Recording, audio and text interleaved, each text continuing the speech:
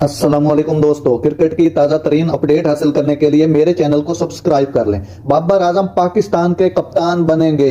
Pakistan cricket board के नए chairman की तकरीर के बाद बाबर आजम की बतौर कप्तान वापसी का इम्कान है। इस तरक्की की तस्दीक स्पोर्ट सहाफी कादिर ख्वाजा ने की। बाबर ने भारत में होने वाले आईसीसी वर्ल्ड कप 2023 में टीम की नाकामी के बाद पाकिस्तान की कप्तानी छोड़ दी थी। मैन इन ग्रीन नॉकआउट के लिए क्वालिफाई करने में नाकाम रहे और सिर्फ 4 गेम जीते।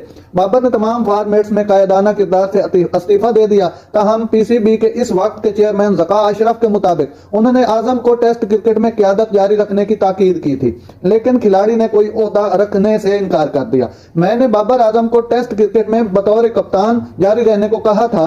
उन्होंने मुझे बताया कि वो कोई भी फैसला करने से पहले अपने खानदान के अफराद से बात करेंगे। ताहम वो अपने मैनेजर के पास गए, जिन्होंने उन्हें तमाम फॉर्मेट से कप्तानी छोड़ने को कहा। ज़का अशरफ ने कहा, चांद मसूद